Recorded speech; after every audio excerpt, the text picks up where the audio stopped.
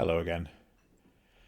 One of my pet hates in the culture of the Methodist Church, though I suppose hate is taking it much too far.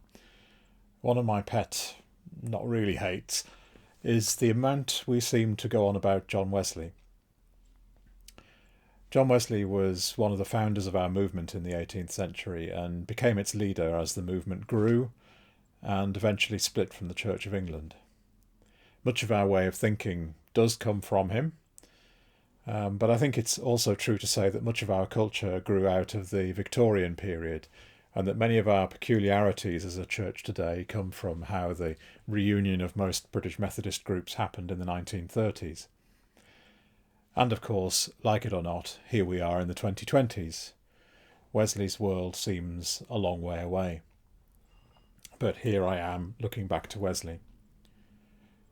Or perhaps, for today, more accurately, looking back to what happened when John Wesley died in 1791.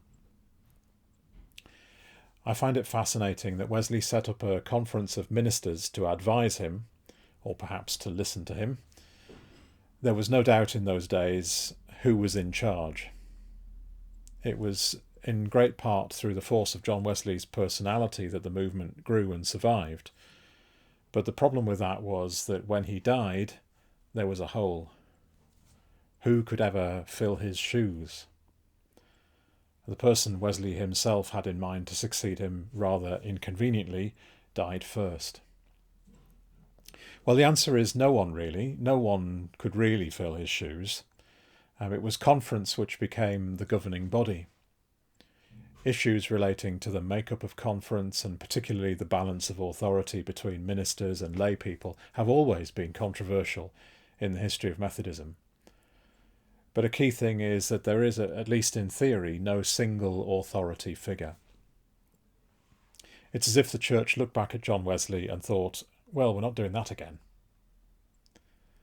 And ever since we've had a healthy suspicion of placing too much authority in single individuals.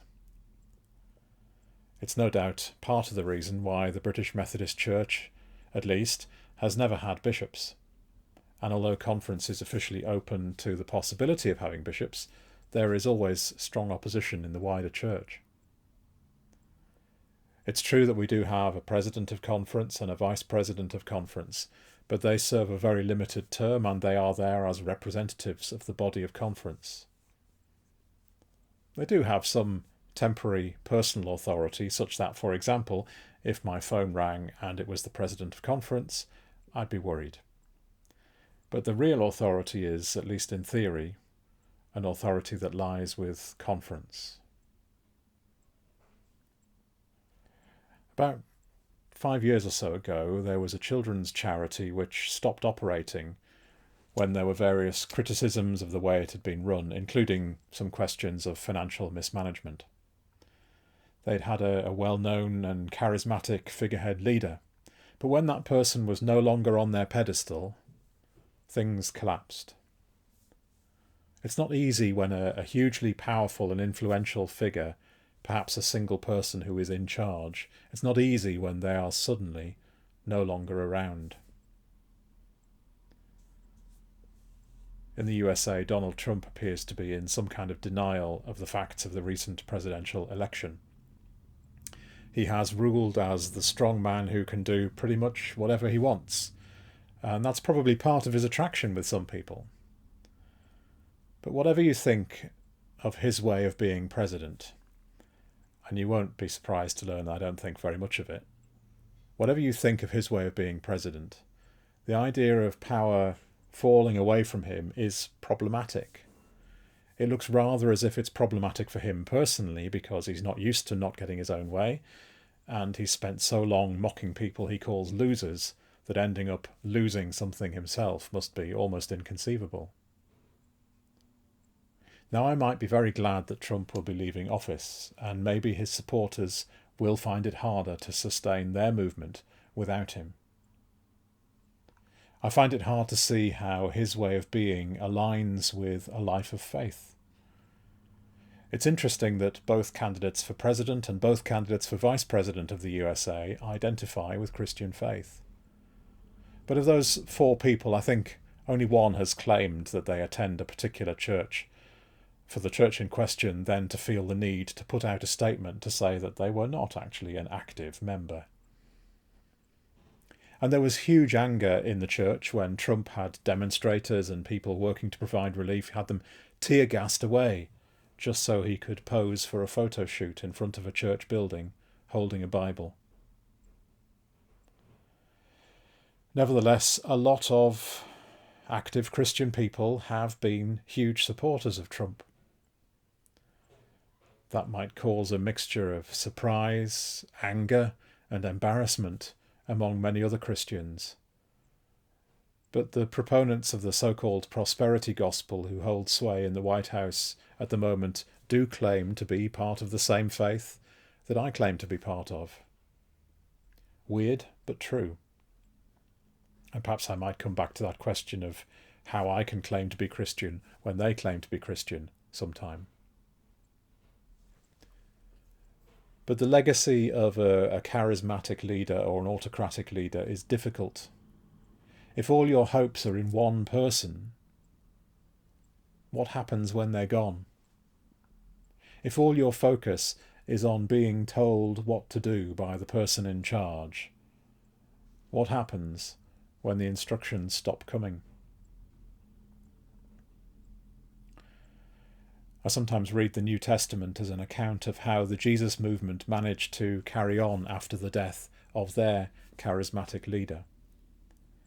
Of course, there are other strands there, such as living under empire, the occupation of an empire, and the question of how to deal with the destruction of the Jerusalem temple.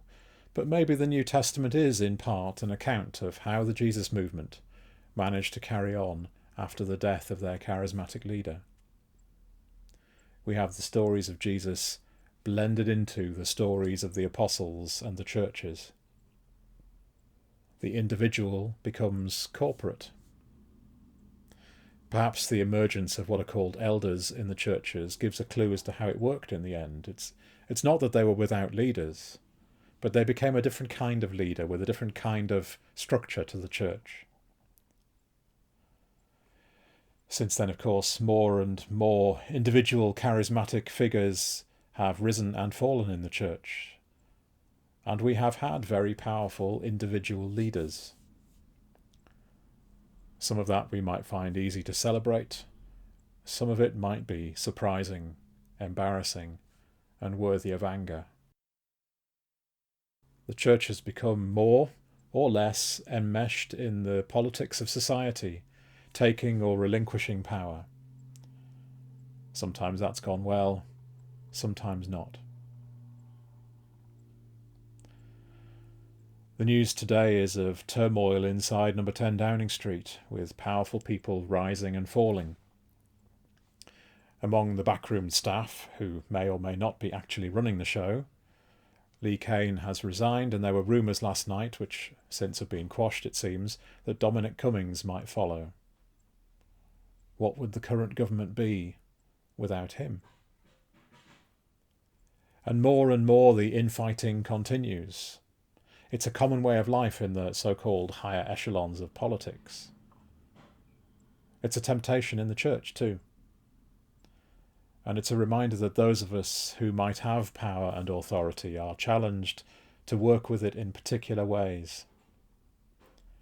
And it's a reminder that too much power invested in a single person can be very dangerous indeed. Quite apart from the temptation to keep all the good things for yourself and for your friends, there is always the question, when the king dies, what comes next? God bless. See you soon.